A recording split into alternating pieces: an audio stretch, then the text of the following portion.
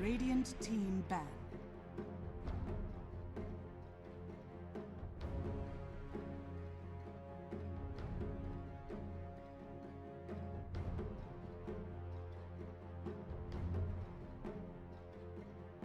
Seconds remaining. 5 seconds remaining. Dire team ban. Radiant team ban.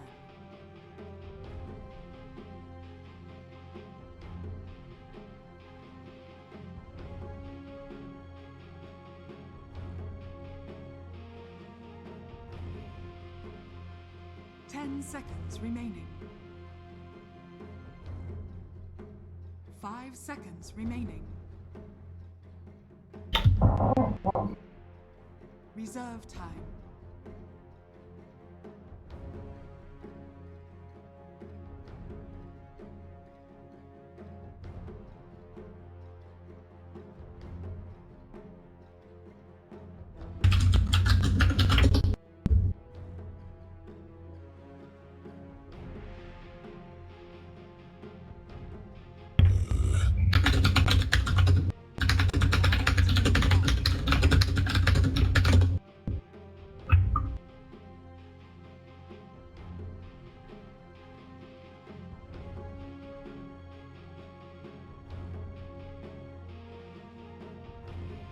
Seconds remaining.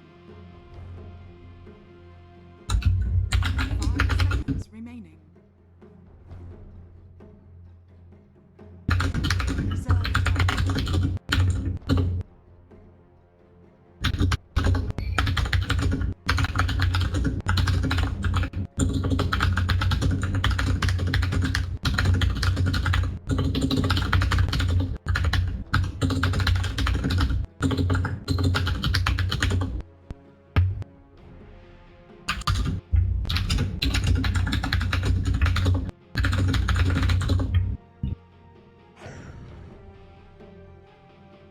Radiant team pick.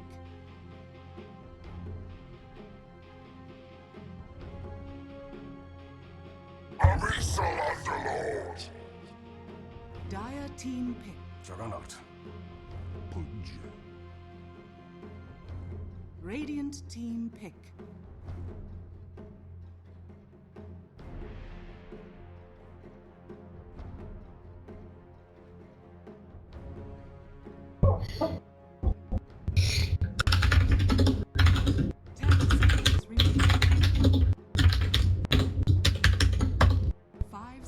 Remaining.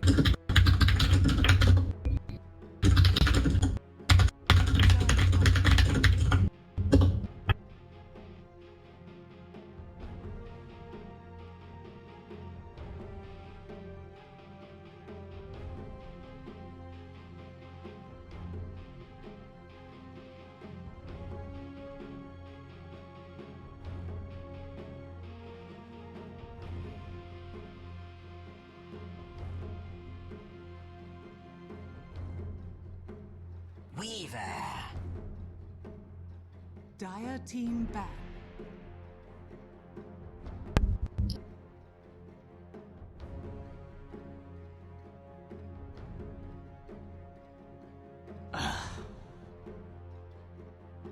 Radiant team ban.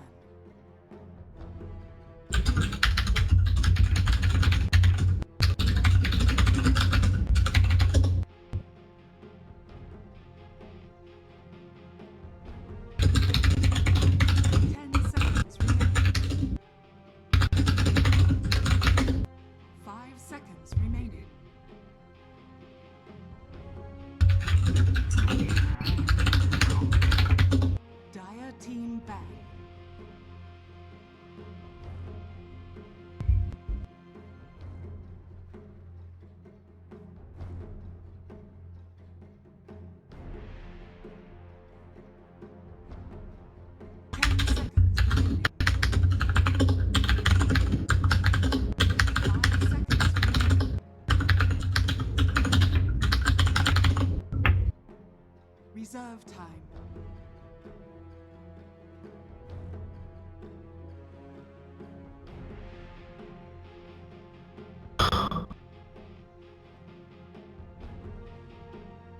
Why does it do that?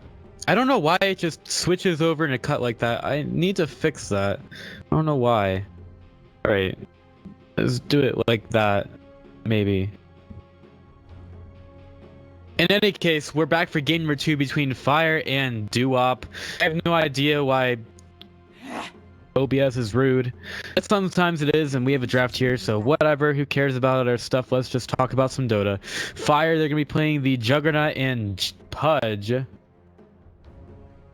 To start here, they're going to be able to pick up the Fluff and Stuff, Pudge, and the Ember Spirit was banned out as well. So, Duop forced to choose between a Slider or a Pudge. They choose to play against Pudge, and in return, they're able to pick up the Underward and Weaver.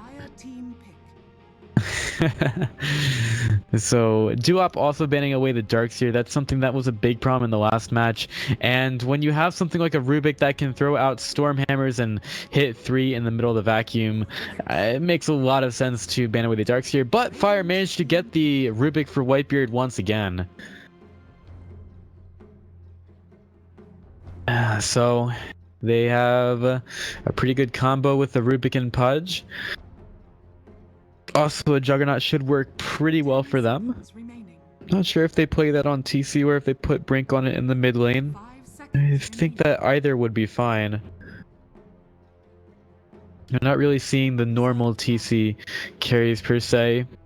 Bone Druid wasn't banned out, but that was a 5th pickup for Fire. Just looking for that right situation where you can pick it up.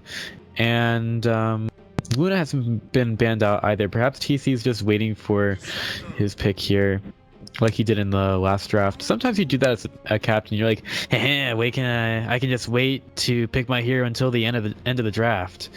That'll be perfect, and I'll get the best matchup the world has ever seen. But I guess it kind of screws over the rest of the team sometimes. Duop picking up the Disruptor here for their 3rd pick. With the Drop Ranger getting banned out, Duop will most likely have to play the Weaver as a core. It's a pretty interesting matchup between the Juggernaut and the Weaver. Weaver should be able to make it out of most things as long as Shukuchi is available, but Fire have a lot of lockdown for him. And of course, Rubik always nice to get a Shukuchi on as well, if he can steal that away.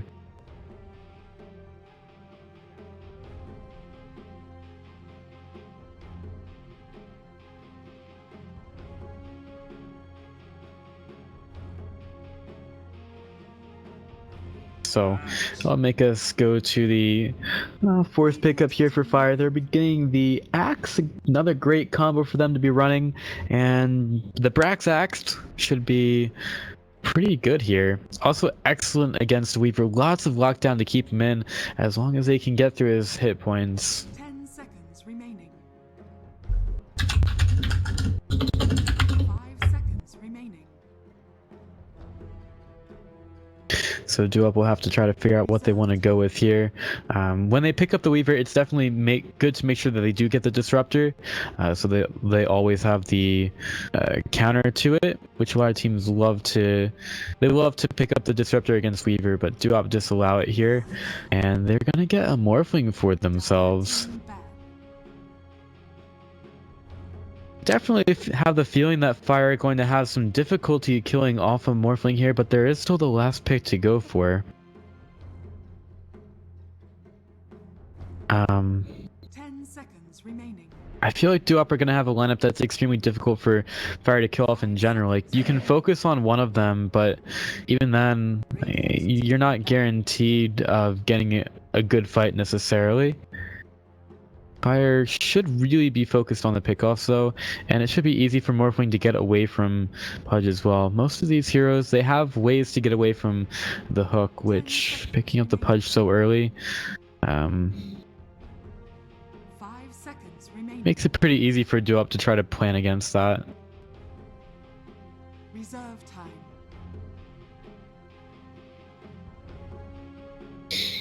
So this is the 2nd game of the best of 3 of the lower bracket final. Winner goes on to the grand final to play against Team Freedom, where Team Freedom will have a 1-game advantage.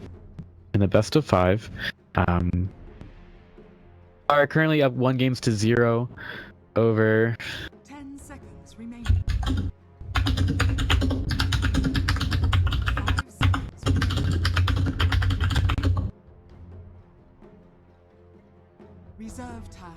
Fire. Really need to get that big damage dealer into their draft. A couple of mids being banned away. OD and Viper taken out. Duop. They're down 1 game here. Which happens if Fire is up by 1 game.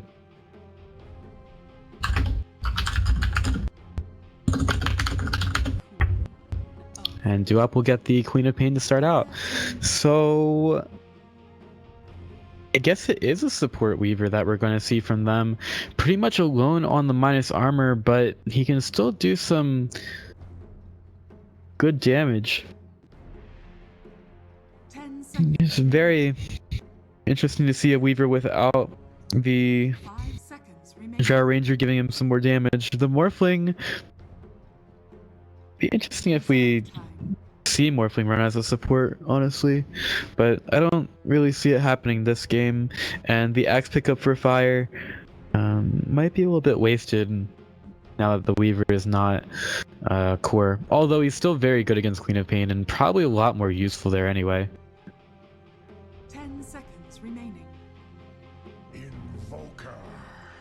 And interestingly enough, it's going to be a Brink Voker for Fire.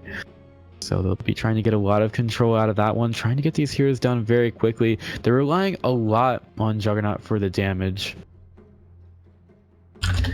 And Axe for the control as well. So they have a huge amount of CC, but Duop are also extremely evasive here. So they might end up having to use quite a bit of it for 1 hero.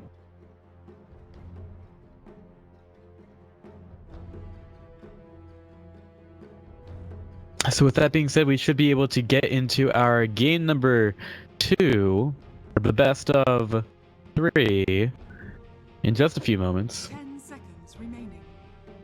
I was almost falling asleep during the last match. I don't know if it's necessarily because I'm tired or not. I did have to wake up a little bit early because the event that I was covering earlier today was on EU time. And we're going to have a pause right when we get into this match. So I guess I, being the very good admin-ish, I'm not even admin, I'm just caster admin that I am, I'm going to start looking at the time to make sure that we don't go over 10 minutes. But that usually happens when we have South American teams, and we are completely fine here because these guys are not from South America. So we're ready to get going with this second game of the best of 3. Team Fire currently up 1-0. And let's get it on. We've got Biryu on the Weaver, going out to the lane very quickly. And he doesn't pick up his items before he leaves, doesn't really have time for that. And he's getting pretty deep with the smoke, is going to be scouted out by Fluff and Stuff. And he will Shikuchi away. I don't think that Fluff and Stuff was having vision of him. So Weaver gets a really deep word down. On the other side of the map, Brink. It's going to be juggling a couple balls, but it all gets scared out by Weaver. With the Dark Artistry set. Playing down a couple of Centuries, but they're not going to be able to hit anything with that one.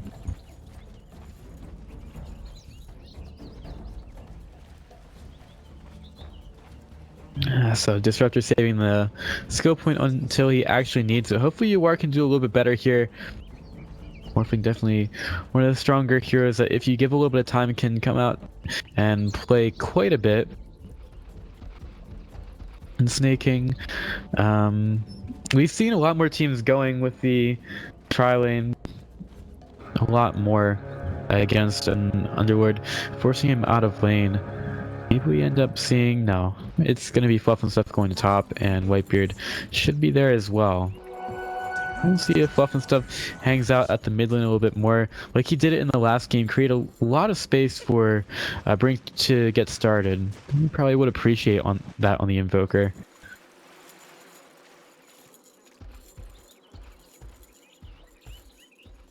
So Fluff and Stuff going through the jungle, and he has been scouted out by Biryu. I believe you've seen Biryu as well. So he knows that he is at bottom. A couple of couriers delivering the south to the mid lane. Brink throws out the Sunstrike, getting the first last hit out onto the ranged minion. Range creep. I'm still used to calling creeps minions now after that day. In any case, there's a spin out on the Snake King. They're not really going to be able to get the kill out onto him. They already used the telekinesis pulling him back, and now he's up to the... He's going to level up the Atrophy Aura. Rax taking some harass here. Pudge ready with the rot from the backside, making things very difficult for Biryu, who's already taken a lot of damage, and Fluff and Stuff not going to be allowing the pull off over to the side. Underwood staying alive at the top lane for now. Fluff and Stuff has the rot available. Lots of damage out on the Biryu, and Brax, he's only going to be able to spin for now, not yet up to level 2, with Clairvoyance continuing to keep him out of the bottom lane. Whitebeard's still at level 1. TC doesn't really want to stand underneath that Firestorm. Snake King, he's shown that he has leveled that up and doesn't have anything. Look how little damage the Juggernaut does. Like, Snake King's got the poor man's shield, and he's taking literally no damage here. Throwing down another Firestorm. TC trying to do a little bit more. But Underwood's completely fine for now, and there's not nearly enough damage to try to kill him. Brink slowed down a lot more at mid, taking a lot of damage from the dagger, and he might even have 747 go for the kill pretty soon. TC low on health, low on mana. He will be...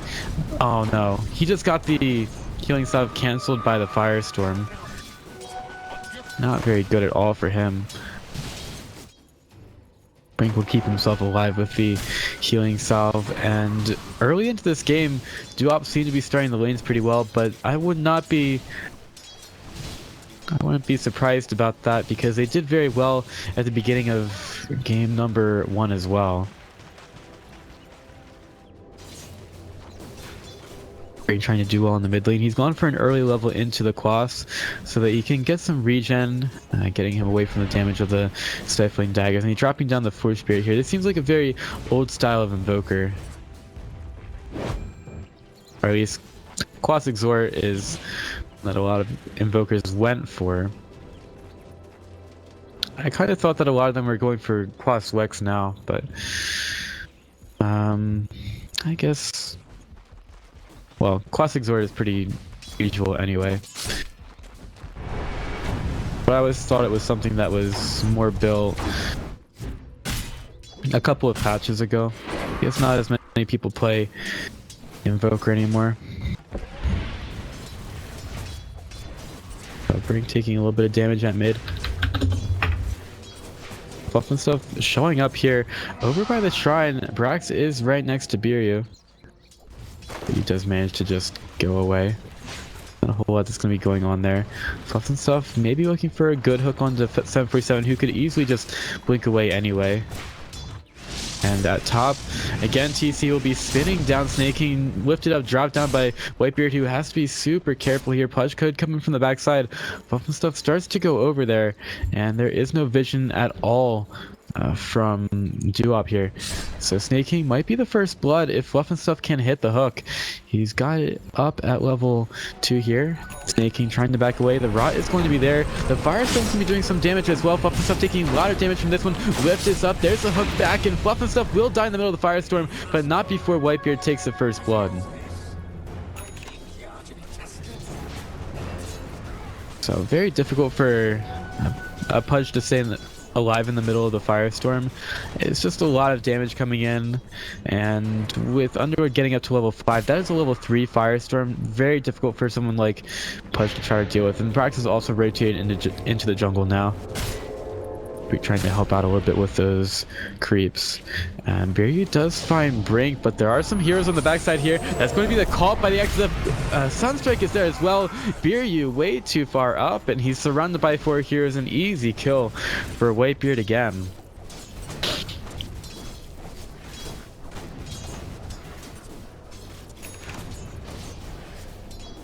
Playing with the creep aggro on the mid lane a little bit. I was playing a game yesterday and I was trying to figure out what was wrong with the creep aggro, because it seems like I was never taking it away.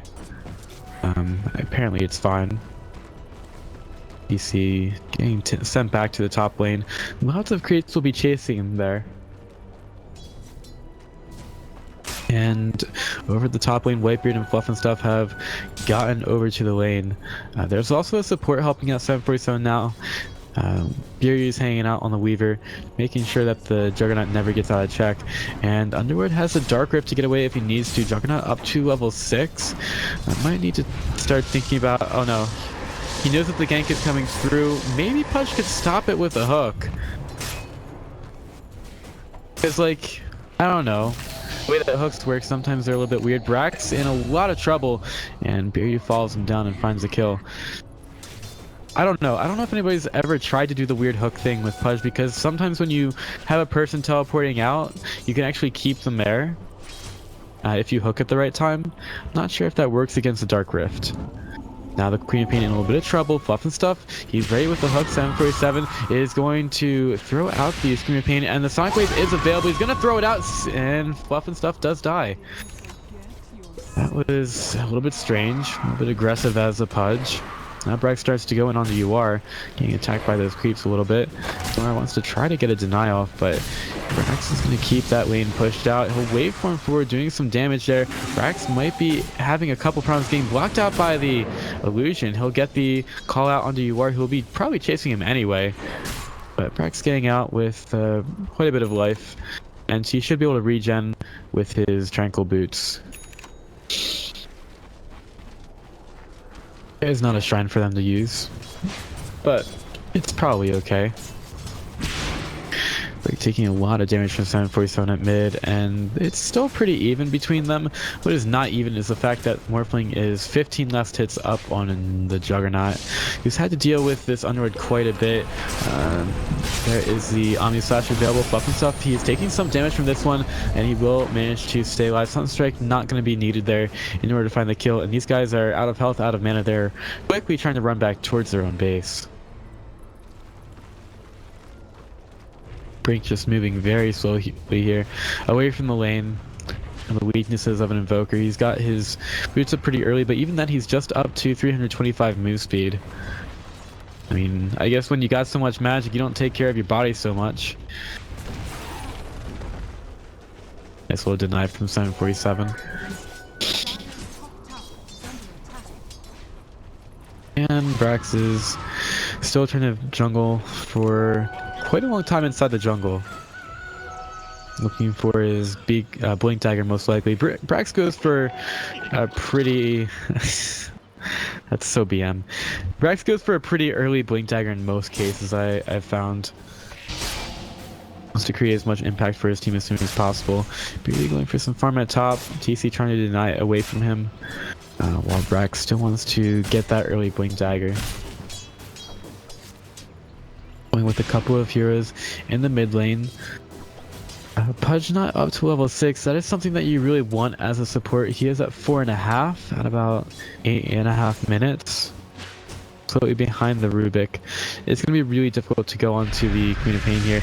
Now that Pit of Mouth making things extremely difficult for TC, spinning away with that bug on him. And the supports will probably go over to top at that point. TC trying to salve up. Weaver wants to try to cancel it, but he's only going to hit the tower for now. And that rotation will come through. Don't think it's been scouted out at all, but only the Weaver remains in that lane. So Fluff and stuff, as much as he's going to try, he's probably not going to be able to hit Biryu with the hook. 747 has a Sonic Wave up once again. Could make life very difficult for Brink pretty soon. Cold Snap Sunstrike available for him whenever it's needed. And Axe trying to think about going on the UR here. He will get an illusion made of himself, and Fluff and stuff is going to be revealed at the bottom lane. They don't see Disruptor here at all. He's at level 5 for now. Could go for the kinetic field to keep these guys in here. TC will be backed up for now, popping down the kitty cat. And Whitebeard's here to help out. He decides to take some damage from the Firestorm for funsies.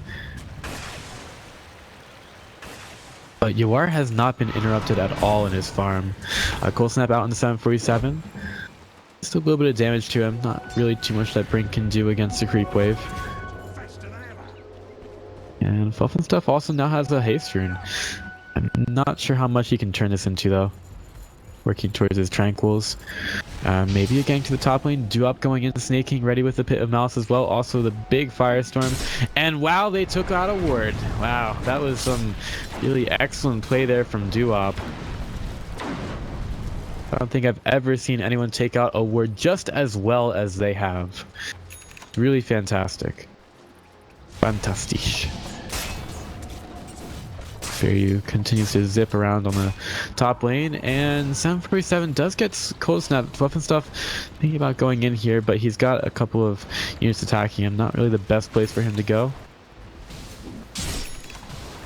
And now Snake King decides to join the push at the bottom lane. Being very tanky, already well on his way towards the mechanism. Weaver underneath the... He's just backing away for now. And that will be an Omni Slash. Alright, so TC gets a kill. Weaver dead. Bottom tower does end up dying to Snake King, pushing that in very fast. Not sure if top King received the same kind of treatment. Whitebeard and TC will try to push this in. At mid, Fluff and Stuff still looking for a hook. Meanwhile, he's killed off Brax at bottom. Fluff and Stuff wants to go past the creep wave. He needs some vision of the Queen of Pain. Looks for the hook, and he's hitting it. This time onto her. Her next blink is up in 5 seconds. She's going to evade the Sunstrike, but the damage is going to be there. However, she tries to turn around. Brink in some trouble. At least he's able to use the Hand of Minus before he dies, but that's going to lead to a push on the mid lane for Duop. They take down 2 on the mid lane. They've also had Brax down, and they're looking for a tier 1.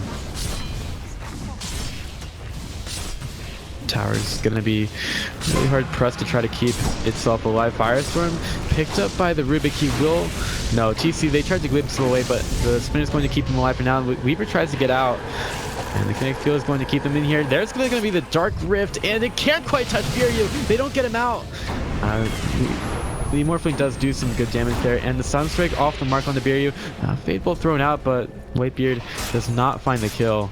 That was really a smart play from Fluff and Stuff, trying to make it so that the Snake King never took his team back to where he was trying to get them out to with the Dark Rift. I want an ability that does damage to both your creeps and the enemy creeps. I think that makes more sense. I guess they kind of have that with Silver, but it's a cool concept, I think. Maybe I should design heroes. You can thank me later, Ice Frog. Morphling currently at the top of the net worth. UR has been farming really well, and it will be a Lincoln Sphere pretty soon for him. TC getting over to the top lane as well. He's been farming okay. He's got an Alpha Wolf here to help him out. Wolf goes the Alpha Wolf. And Brax has his Blink Dagger ready to go for a gank at bottom. Fluff and Stuff is ready with the hook as well. I think Brax just chose his Blink Dagger there, as TC has to be really careful. Level 7 available on the Disruptor, and the Stack Storm is going to be slightly off the mark. TC just walks up, but he'll be glimpsed back in. Too bad, he says. He'll spin away from it. Still equals the top tower for Duop, though. And Fire are starting to get behind on those. UR takes the tower.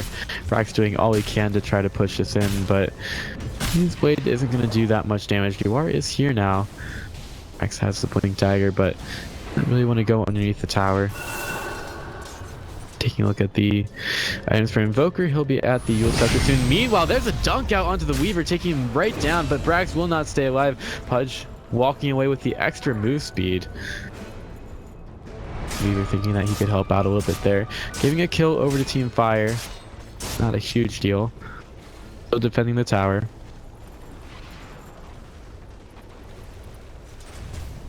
And Brink, Fluff and Stuff looking for the hook. Easily dodged by 747.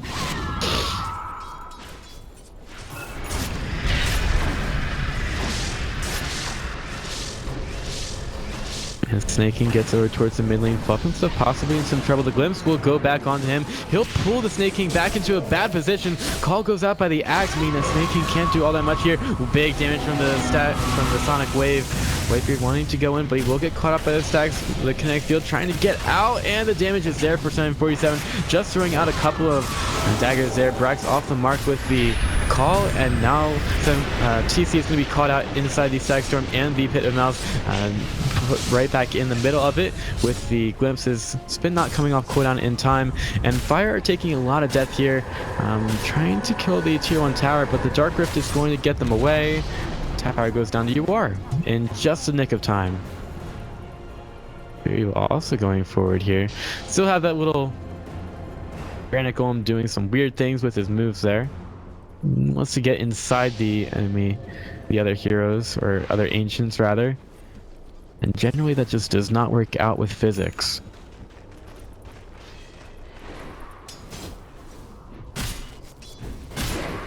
Axe should be at his blade mail pretty soon, but Fire, again, don't really seem to have the damage to deal with this one.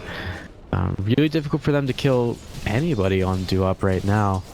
They're either elusive or just way too tanky.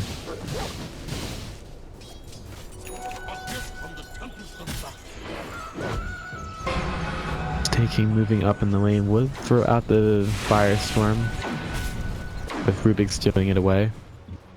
Getting some farm there. Rubik currently, he's pretty much nowhere actually. He's getting some wards or something.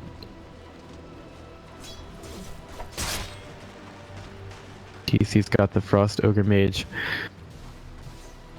I don't know, if you put words together, it eventually equals the name of the hero. So the Ogre Frost Mage, whatever. Got that following him up in the top lane. And Morphling might be thinking about going for him. Uses the Replicate, and Juggernaut decides to fight himself a little bit.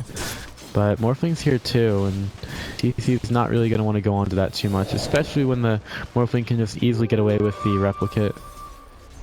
Another range creep taken by Brink. As Whitebeard goes forward, he'll get the lift out onto the Disruptor, but he's going to tank the gank for his team. And there was not a whole lot of damage done elsewhere there. TC trying to heal up as he backs away from UR. UR is doing this damage basically for free here. Now Stuff, he's going to find Biryu. Stuff does not have any detection for him, so he'll just take the bug and then get away. But now there's going to be the axe with the call. Sunstrike is there. Stuff needs a little bit more damage. He'll get the dunk as well.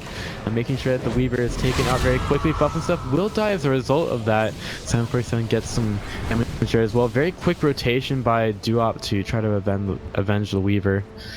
But you still have Team Fire focusing on a Weaver, and that's not really where the brunt of the damage is coming from for Duop.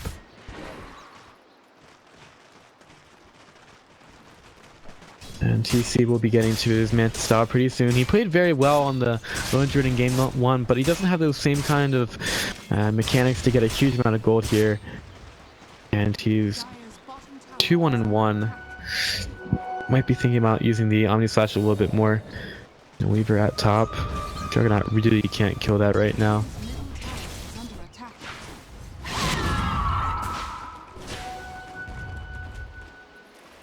Maybe these teams are going to think about going for Roche pretty soon. At bottom, we've got Brack stepping up way too far. You'll get an illusion made of himself. Glimpse back into a lot of damage from the Morphling and the Kinetic Field, and the hook from Pudge getting back to safety. Stuff doing the job there. They'll be healing up next to the Kitty Cat. And maybe Stuff wants to just hang out with his friends a little bit more, because that's about all he can do here.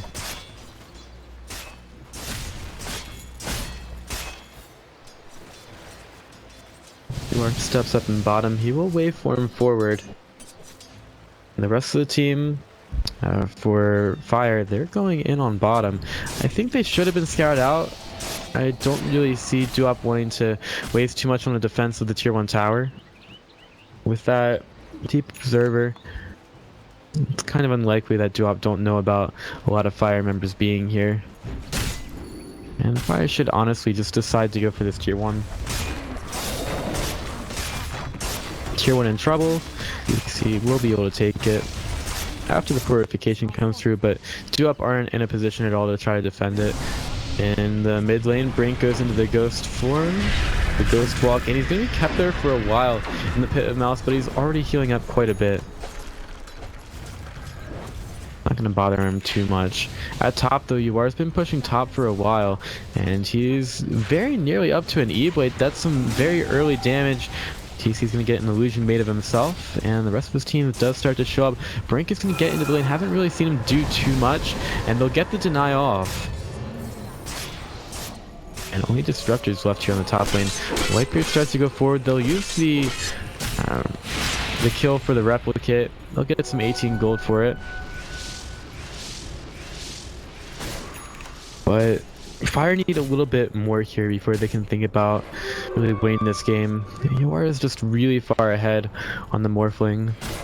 He's done well on the Sven, and he's doing a little bit better of a job catching his targets out here. Fluffing stuff in the Invis rune. The word's going to end up falling. Fluffing stuff underneath the Sentry Ward. Here comes a call from Brax out onto 2. They need to make sure that Underlord is going to be stunned out of this one, and they get a little bit greedy by going for him and not the Disruptor. Now 747 coming from the backside. Brax in some trouble. Very easily chopped down by the rest of Duop. Not only Juggernaut hanging out at top, trying to push this out by himself, but there will be a bit of a reaction from Duop, and the rest of them stay at mid, continuing to kill the tier 2. Juggernaut can only do so much. And that will be a tier 2 going the way of Duop, so they're looking a lot better in game number 2 of this best of 3 Fire. Slightly on the losing side here on a couple of these engagements, and also UR is just so difficult for them to kill. The only real damage that they have right now is a Juggernaut. You're sure you can get all the control that you want, but in the end, if you can't kill them, then what good are you able to have as a team?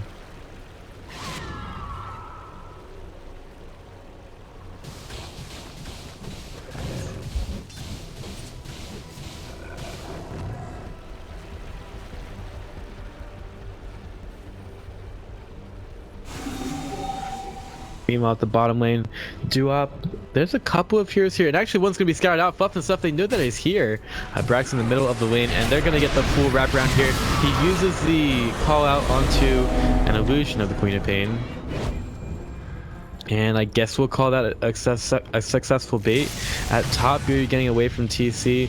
Disruptor's here to help as well. Whitebeard will find Biryu. Biryu will keep backing away, and Whitebeard doesn't have any detection for this. The Sentry Ward is going to be there. There's the Yule Scepter and the Sunstrike. That's not going to be enough to kill off Weaver because he managed to time-lapse out of it. And now there's no detection for him. They'll start to try to go around, and that Sentry Ward dropped down too early in order to see him. That was not really well played at all. FireDota now has the Manta style, but it seems really far behind at that point. Morphling already has an E-Blade. You are going ham on the tier 2 tower. Maybe TC. Oh no, he's been disarmed. He'll try to spin out of it, but that only ends up killing himself. It kills the Curry as well. Oh no, oh no. That was his Manta style. In addition, oh no. 23 minutes, and Juggernaut won't have his Manta style for another 26 because that recipe was on the courier. Oh. That is not good. You are making another illusion of the X. They'll pull him right back with the Static Storm. Hit of Malice. Yular goes in through the Blade Mail. Waveform doing a lot of work for him. They're pushing onto the tier 3 tower very early. This is the duo that we're used to seeing. But will slow things down a little bit. But honestly, Fire made it really easy for them with this draft. Firestorm stolen by Rubik, but again, he's going to be absolutely knocked out of this one. And there's the Scream of Pain to finish off the Rubik. He'll buy back, not very happy about dying there. They'll go for the Rax. The Dark Rift will get used by Snake King. I'm not sure if he wants to cancel it. He will, with Morphine taking a lot of damage from the meatball. He's doing some work there. Omnislash coming through. You are in some trouble. He's strength morphing to try to stay alive, and they'll kill off the kitty. No mercy there. Someone called the ASPCA. Gosh darn it, I can't even say their name because they have too many letters in it. And Duop will kill off that melee Rax. Now Biryu will get away as well. No hook will hit him, and they'll TP away. Get away with so much there. Brax on the backside of this one. Biryu getting out for now, and that kinetic field will continue to keep Fire in check. Biryu getting out towards the side. Clairvoyance, he out. Brax blinks into the trees, but it's still going to be Duop getting so much out of that top lane, or bottom lane push rather.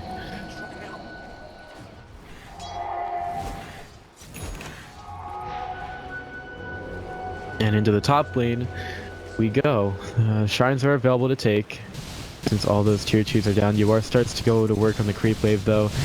They definitely need to get a pick off or two before they can think about going high ground once again. But they can easily just push this out and go for Shrines then. Or maybe even Roshan. Snake King moving in. And he has been scouted out quite a bit here. Got a Dar Observer on the high ground. Radiant's bottom tower is under attack. Now inside the jungle, we're going to see Snake King getting hooked out. And he's going to be fine for now. That's actually already an Aghanim Scepter on Biryu. 747 in a little bit of issues. He needs to get away, but the Colt's not doing a lot of work to him. Now with a beautiful pit of Malice from Snake King, they're going to catch up. Pudge, Buff and stuff, going to be the first one to fall. 747 into the fight, looking for Brex, but they're going to turn around and go right for TC, who needs to be taken care of, and he can't really do too much damage at all. 747 keeps going forward, but that will be the GG called. We'll be going to a deciding game number 3 in this best of 3 lower bracket final. And that was just a draft for Fire that was not effective at all. They didn't really have anything going there.